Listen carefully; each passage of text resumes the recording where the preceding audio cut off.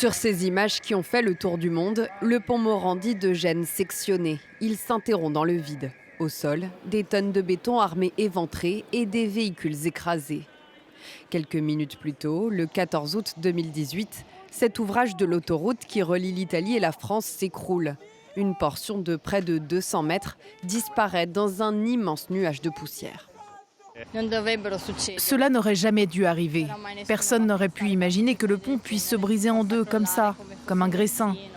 C'est terrifiant. Pendant plusieurs jours, des centaines de pompiers et de secouristes recherchent des survivants.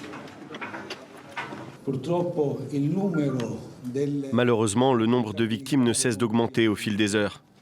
Il s'agit là de tragédies inacceptables qui ne devraient pas se produire dans une société moderne.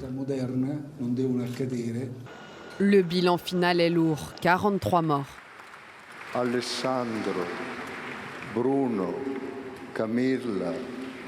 Une tragédie qui questionne immédiatement l'état des infrastructures de transport en Italie. Le concessionnaire Autostrade est accusé d'avoir mal entretenu le pont pour faire des économies.